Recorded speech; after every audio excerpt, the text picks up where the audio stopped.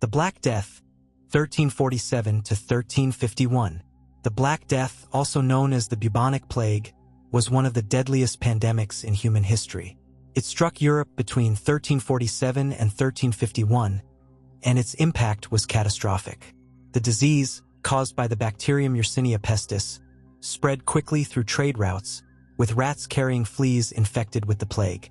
The Black Death killed an estimated 25 million people, roughly one-third of Europe's population at the time. The symptoms of the plague were terrifying: fever, chills, and painful swellings, buboes, in the lymph nodes. Infected individuals often died within days. The speed at which the disease spread and the horrifying death toll led to widespread panic and fear. The consequences of the Black Death were profound. Not only did it decimate the population, but it also led to a massive social and economic upheaval. With such a significant loss of life, there was a labor shortage, which resulted in higher wages for the surviving workers. The plague also brought about changes in religious practices, with many people turning to faith for answers, while others questioned the Church's authority. The Black Death played a key role in shaping the course of European history, marking the end of the Middle Ages and paving the way for the Renaissance. It remains a chilling reminder of the vulnerability of societies to pandemics. The Atlantic slave trade, 16th to 19th century. The Atlantic slave trade was a brutal chapter in human history that lasted for centuries, from the 16th to the 19th century. It involved the forcible transportation of millions of African people to the Americas, where they were used as slaves to work on plantations, in mines, and other industries. European traders would capture or purchase enslaved Africans, often from local tribal leaders, and then transport them across the Atlantic Ocean under horrific conditions. The ships were overcrowded, with barely enough space for the captives to sit, let alone lie down. Many died from disease, malnutrition, and mistreatment during the long voyage, which became known as the Middle Passage. Once in the Americas, enslaved Africans were sold at auctions and forced to work in appalling conditions. They were stripped of their rights, treated as property, and subjected to physical and psychological abuse. The brutality of the system was immense, and it lasted for over 400 years, shaping the economies and societies of the Americas and Europe. The Atlantic slave trade had a devastating impact on Africa. It disrupted communities, decimated populations, and caused long-lasting economic and social damage. It also fueled racial discrimination and inequality that persisted long after the abolition of slavery. The legacy of the Atlantic slave trade is still felt today, as it left deep scars on the African diaspora and the world. It serves as a stark reminder of the inhumanity that can arise when greed and exploitation drive human actions. The Fall of Constantinople, 1453. In 1453, the great city of Constantinople, which had stood for over 1,000 years as the capital of the Byzantine Empire, fell to the Ottoman Empire, marking the end of a significant era in history. The fall of the city was the result of a lengthy siege by the forces of Sultan Mehmed II, who sought to expand the Ottoman Empire and solidify its dominance in the region. Constantinople was heavily fortified, with massive walls that had repelled many previous attacks. However, Mehmed II was determined to take the city and used advanced military tactics and technology. One of the key strategies was the use of massive cannons, which were capable of breaching the walls. The Ottomans also employed naval blockades to cut off any potential reinforcements or supplies for the defenders inside the city. The Byzantine defenders, led by Emperor Constantine XI, were outnumbered and lacked the resources to withstand the prolonged siege.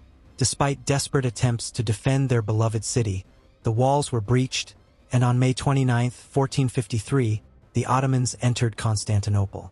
The city was looted, churches were converted into mosques, and many of its inhabitants were killed or enslaved. The fall of Constantinople had profound effects on both the Eastern and Western worlds. It marked the end of the Byzantine Empire and the beginning of a new era dominated by the Ottomans. The event also led to the migration of many scholars and intellectuals from Constantinople to the West, which helped spark the Renaissance in Europe. The fall of the city also had significant religious and cultural consequences. It marked the final separation between the Eastern Orthodox Church and the Roman Catholic Church, with the Ottomans embracing Islam and ruling over much of the former Byzantine territory. The Spanish Inquisition, 1478 to 1834. The Spanish Inquisition, one of the darkest chapters in European history, was established in 1478 by King Ferdinand II of Aragon and Queen Isabella I of Castile. Its primary aim was to maintain Catholic orthodoxy in their kingdoms and to root out heresy, particularly among the Jewish and Muslim populations who had been forced to convert to Christianity after the Reconquista. The Inquisition was a religious tribunal that operated with sweeping powers to investigate and punish anyone suspected of heresy. Those accused could be subjected to brutal torture to extract confessions, with many forced to falsely admit to crimes they hadn't committed. The Inquisition was notorious for its secrecy, with the accused often unaware of the charges against them or the identity of their accusers. One of the Inquisition's most notorious targets were the conversos, Jews who had converted to Christianity but were suspected of secretly practicing Judaism. Muslims, or Moriscos, who had similarly converted, were also heavily scrutinized. It wasn't just about religious beliefs. It became a tool for the Spanish monarchy to exert control over society and eliminate political rivals. Thousands of people were burned at the stake, tortured, or imprisoned during the Inquisition. While the most famous cases of torture and execution occurred in Spain, the Inquisition also spread to Spanish colonies in the Americas.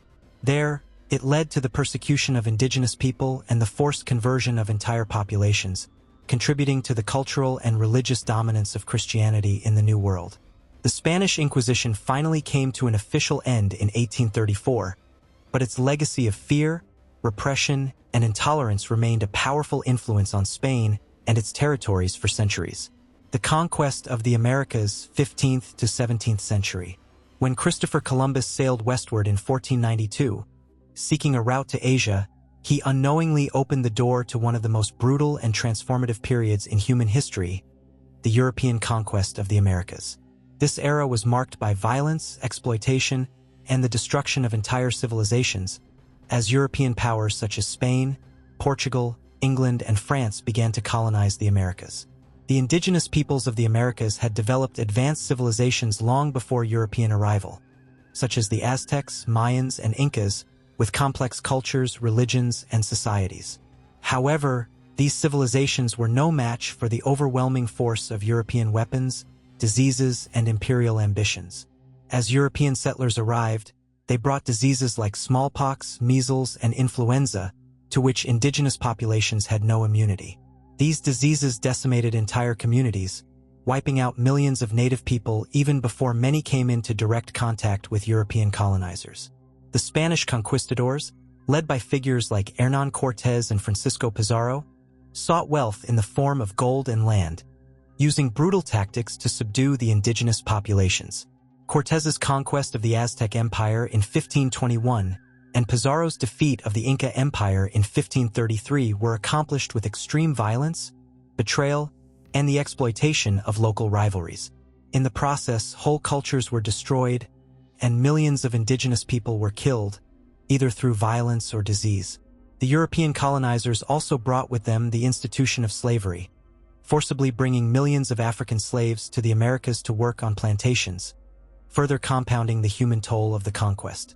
Native populations were either killed, enslaved, or pushed off their ancestral lands, with their cultures often erased in favor of European traditions and religion. The conquest of the Americas set the stage for centuries of colonial rule, exploitation, and cultural destruction. While it led to the rise of powerful European empires and the spread of Christianity, it came at an unimaginable cost to the indigenous peoples who were decimated by disease, warfare, and forced labor.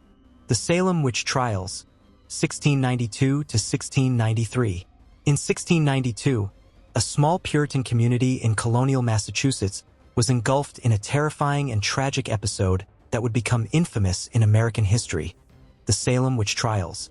What began as a series of strange behaviors among young girls in Salem Village quickly escalated into a full-blown witch hunt that claimed the lives of 20 people, most of them women, and resulted in the destruction of countless others.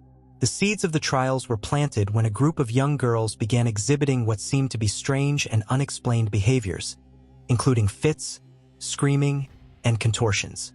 When these girls claimed to be possessed by witches, the tight-knit Puritan society, already rife with fear of the devil and the supernatural, was quick to believe that dark forces were at play. The Puritans had a deep religious conviction, and the idea that witches could exist within their community was a terrifying thought.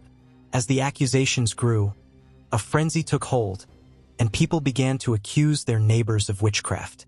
The trials were fueled by mass hysteria, superstition, and a growing fear of the unknown. In this atmosphere, anyone could be accused of being a witch, and the accused had little chance to defend themselves. If you were accused of witchcraft, you were often tried based on flimsy evidence, such as visions, rumors, or confessions extracted under extreme duress or fear. The trials were presided over by a special court, and the most damning evidence often came in the form of confessions, which were coerced through threats of execution. Many innocent people confessed to witchcraft in order to avoid being hanged.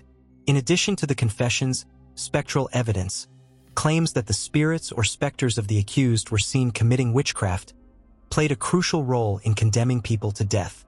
The Salem witch trials ended in 1693 when the governor of Massachusetts, William Phips, intervened, declaring that spectral evidence would no longer be admissible in court. By the time the trials concluded, many innocent people had been executed, and the scars of the hysteria would linger in the collective memory for generations. This dark chapter in American history serves as a cautionary tale about the dangers of mass hysteria, religious extremism, and the destructive power of false accusations. The Great Irish Famine, 1845 to 1852. Between 1845 and 1852, Ireland was struck by one of the most devastating famines in human history, known as the Great Irish Famine. This catastrophe was primarily caused by a potato disease called late blight, which destroyed much of the country's potato crop, the staple food of millions of Irish people. But the disaster was made far worse by social, political, and economic factors, leading to the deaths of about 1 million people and the forced emigration of another 1 million.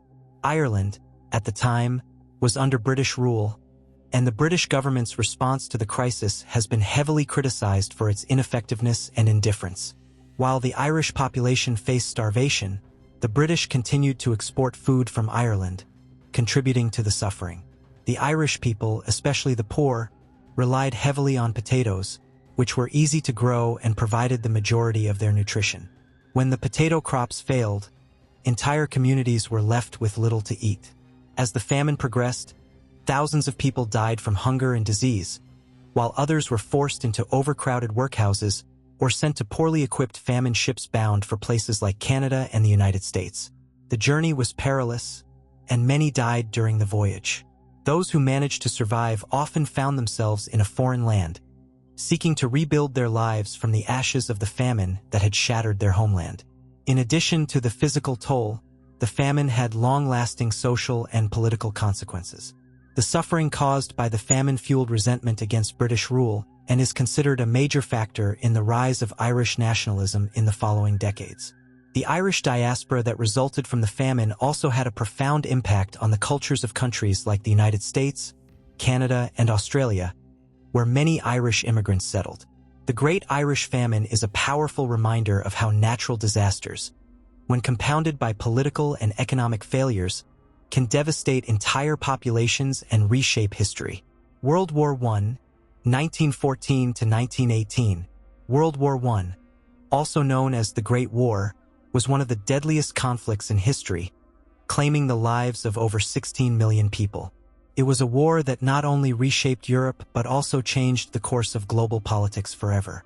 The war began in 1914, triggered by the assassination of Archduke Franz Ferdinand of Austria-Hungary. However, the underlying causes were far more complex, including nationalism, militarism, and long-standing rivalries between the great European powers. The war quickly escalated, with alliances drawing in more and more countries.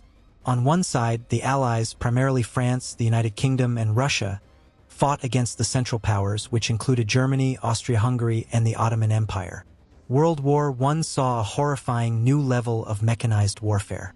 Trench warfare became a signature feature of the battlefields, especially on the Western Front, where soldiers faced horrific conditions in muddy, disease-ridden trenches.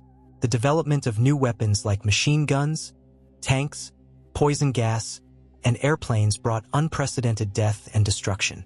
In addition to the immense loss of life on the front lines, civilians also suffered greatly.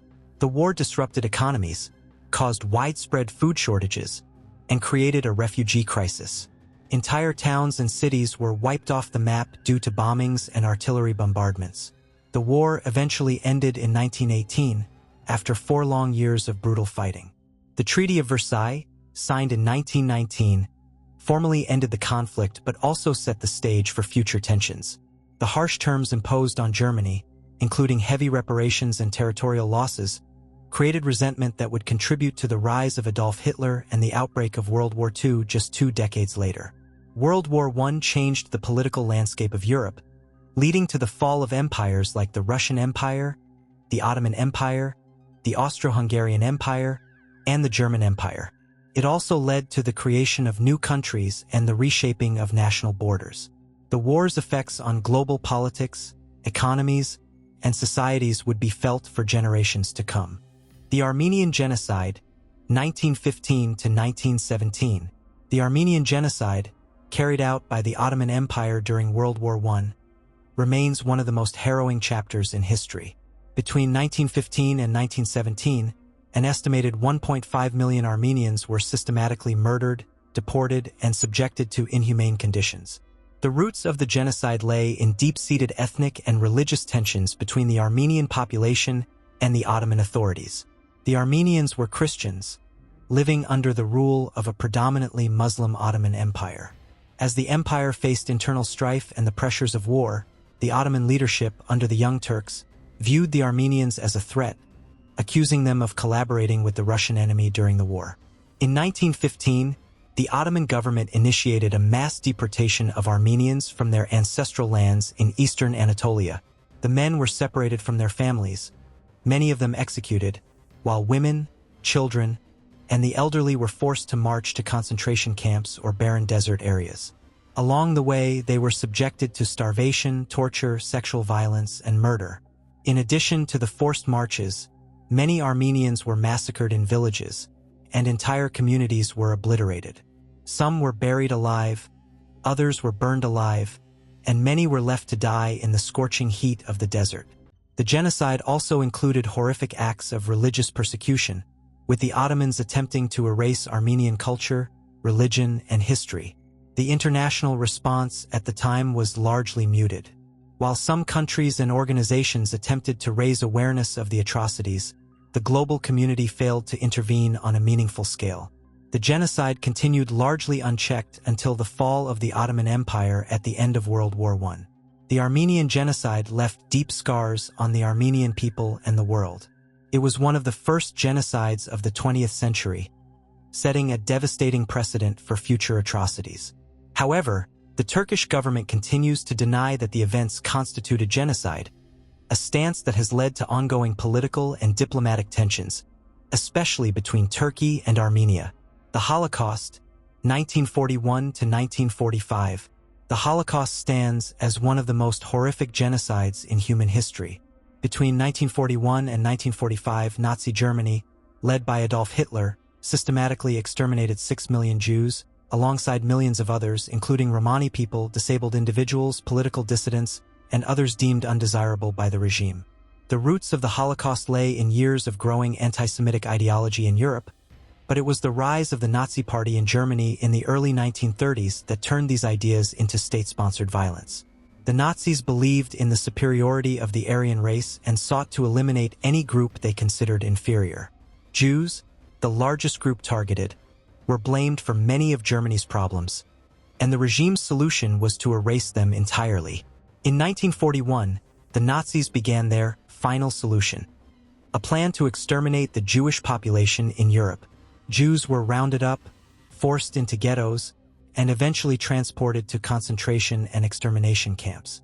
The most infamous of these camps were Auschwitz, Treblinka, and Dachau. At these death camps, millions were gassed, shot, starved, or worked to death. The Nazis employed horrific methods of mass murder, such as gas chambers, mass shootings, and forced labor. In addition to the camps, there were Einsatzgruppen, mobile killing units that would travel through Eastern Europe, murdering Jews and others en masse, often in mass graves. The brutality of the killings was unprecedented, and the scale of the genocide was staggering. The Holocaust also saw the destruction of Jewish communities across Europe, with families torn apart, cultures erased, and generations lost. It wasn't just the loss of life that defined the Holocaust, but also the extreme cruelty and suffering endured by the victims. Survivors, who witnessed unimaginable horrors, were left with trauma that lasted throughout their lives. The world did not fully grasp the scale of the Holocaust until the war ended and Allied forces liberated the concentration camps in 1945. The images of emaciated survivors, mass graves, and gas chambers shocked the world, forever changing our understanding of human cruelty and injustice. In the aftermath of the war, the Nuremberg trials were held to bring Nazi leaders to justice for their role in the Holocaust. The atrocities committed during this period remain a stark reminder of the dangers of unchecked hatred and prejudice. The Holocaust continues to serve as a somber lesson in the importance of remembrance and the prevention of future genocides. The bombing of Hiroshima and Nagasaki, 1945. In August 1945, as World War II neared its devastating conclusion, 2 cities in Japan were forever changed by the horrors of nuclear warfare. The United States dropped atomic bombs on Hiroshima and Nagasaki, forever altering the course of history and ushering in the terrifying nuclear age. On August 6, 1945, the U.S. dropped the first atomic bomb, Little Boy, on the city of Hiroshima. The explosion was catastrophic. The bomb detonated with the force of 15 kilotons of TNT, destroying nearly everything in its blast radius and killing an estimated 140,000 people, either instantly or due to radiation sickness and injuries in the following weeks. The destruction was unlike anything the world had ever seen. Entire neighborhoods vanished, and the survivors were left to cope with unimaginable suffering, including radiation burns, blindness, and long-term health issues. 3 days later, on August 9th, the U.S. dropped a second atomic bomb, Fat Man, on Nagasaki. Although the death toll was lower in Nagasaki, approximately 70,000 people perished immediately or from radiation-related illnesses. The bomb's effects on Nagasaki were also devastating, with much of the city obliterated and thousands more injured and killed in the aftermath. The decision to use atomic bombs on Japan has been the subject of intense debate ever since. The U.S. justified the bombings as a necessary measure to force Japan's surrender and avoid a costly invasion, which was projected to cause even more loss of life on both sides. However, critics argue that the bombings were unnecessary and inhumane, targeting civilian populations with overwhelming force. The bombings caused Japan to surrender on August 15, 1945, effectively ending World War II. While the immediate impact was seen in the shocking loss of life and destruction of the cities, the long-term consequences of the bombings were far-reaching. The survivors of Hiroshima and Nagasaki, known as hibakusha, suffered from the lasting effects of radiation exposure, including cancers, birth defects, and other health problems. The psychological trauma endured by the survivors and their families also became an enduring legacy. The bombings of Hiroshima and Nagasaki marked the first and only use of nuclear weapons in warfare. They served as a grim reminder of the power of atomic bombs and the destructive potential of nuclear warfare. The events raised global awareness of the need for arms control, leading to the establishment of nuclear non-proliferation efforts and a constant fear of the consequences of a nuclear war. As the world moved forward, the bombings of Hiroshima and Nagasaki left an indelible mark on history, serving as a cautionary tale of the horrors of modern warfare and the devastating consequences of nuclear weapons. The killing fields of Cambodia, 1975 to 1979. In the mid-1970s, Cambodia was plunged into one of the darkest chapters of its history. The Khmer Rouge, a radical communist group led by Pol Pot, took control of the country in April 1975 and imposed one of the most brutal regimes ever seen. What followed was a horrifying period known as the Killing Fields, where millions of innocent people were tortured and executed. The Khmer Rouge sought to transform Cambodia into an agrarian utopia, but in doing so, they sought to eliminate anyone seen as a threat to their vision. This meant the systematic elimination of intellectuals, professionals, religious leaders, ethnic minorities, and anyone associated with the former government. The regime believed that the country's future lay in a return to Year Zero, a time before modern influences. During the reign of the Khmer Rouge, an estimated 1.7 to 2 million people, nearly a quarter of Cambodia's population, were killed. People were sent to forced labor camps, where they were worked to death under grueling conditions. Those who were not killed through forced labor were often tortured and executed. Families were torn apart, and entire communities were devastated. The Khmer Rouge's brutality was especially evident in the killing fields, rural areas where mass executions were carried out. Victims, including men, women, and children, were often taken to remote areas, where they were shot, bludgeoned to death, or buried alive in mass graves. To save on ammunition, many were executed with blunt objects like pickaxes or hoes. These killing fields became a haunting symbol of the regime's cruelty. The Khmer Rouge's reign of terror finally came to an end in 1979 when Vietnam invaded Cambodia, overthrowing the regime. Pol Pot and other top leaders fled into the jungle, but the damage had already been done. Cambodia was left in ruins, and its people were left to rebuild their lives amidst the scars of mass genocide. In the years following, the international community began to reckon with the atrocities committed during this time. Trials for Khmer Rouge leaders were held, and the impact of the genocide continued to affect survivors and their families for generations. The killing fields of Cambodia are a chilling reminder of the devastating consequences of totalitarian regimes, where the desire for control and ideological purity leads to unimaginable suffering. The Rwandan Genocide, 1994. In 1994, the world witnessed one of the most brutal genocides in modern history. The small, landlocked country of Rwanda in East Africa became the site of horrific violence that left nearly 1 million people dead in just 100 days. It was a genocide fueled by ethnic tensions, primarily between the Hutu and Tutsi populations. For decades, Rwanda had been divided along ethnic lines, with the Tutsi minority historically holding power and the Hutu majority feeling marginalized.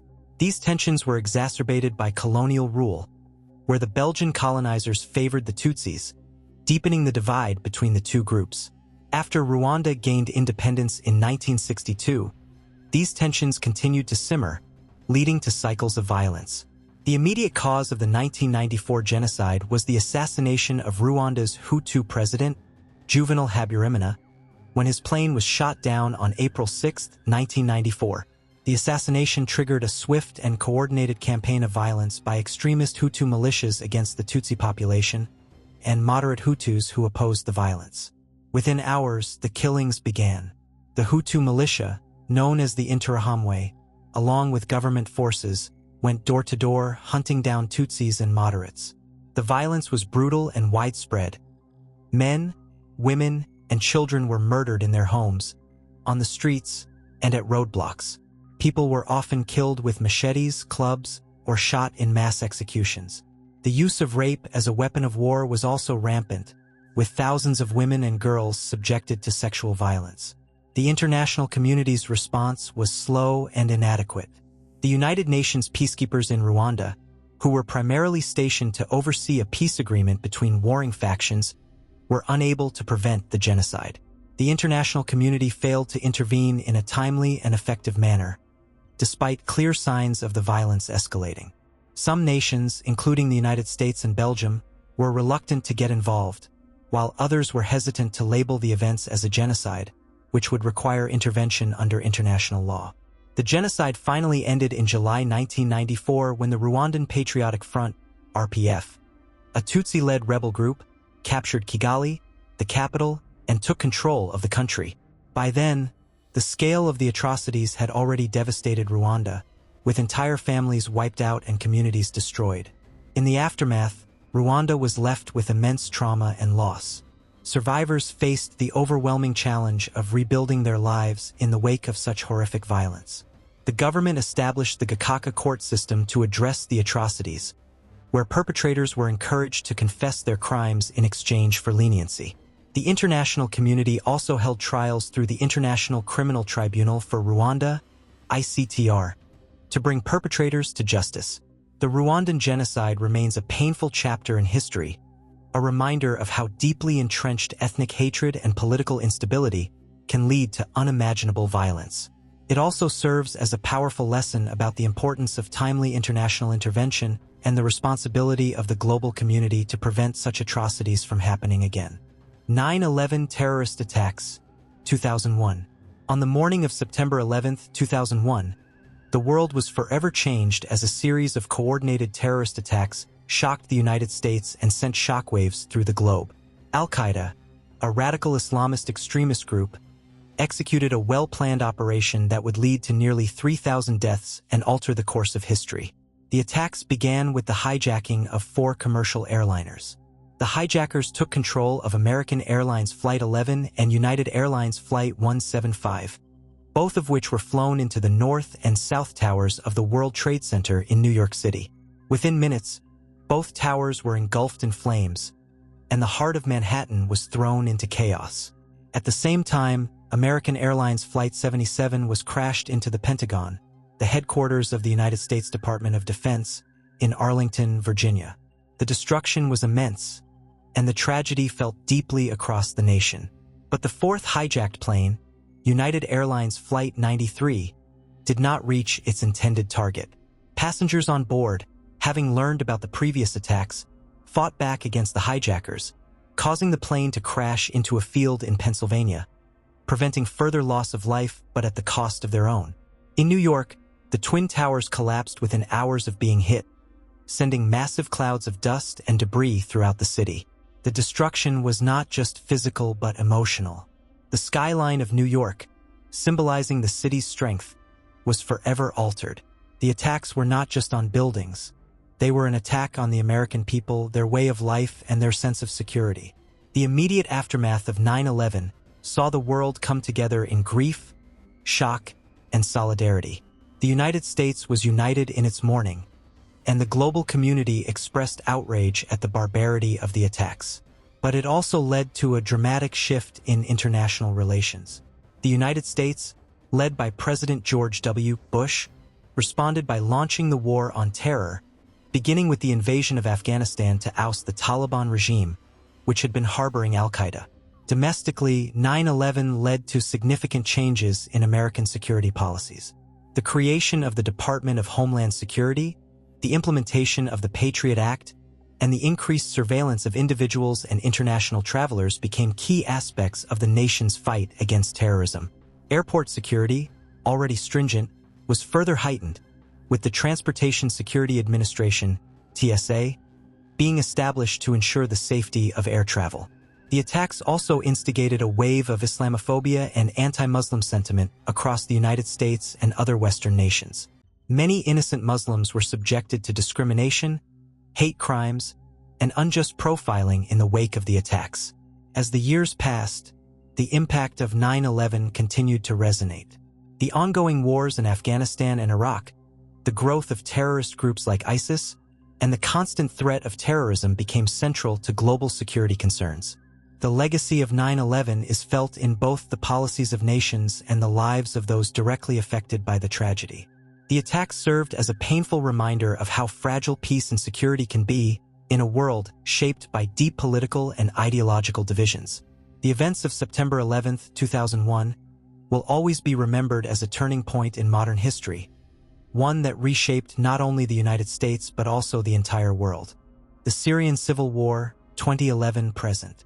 The Syrian Civil War, which began in 2011, has become one of the most devastating and complex conflicts of the 21st century.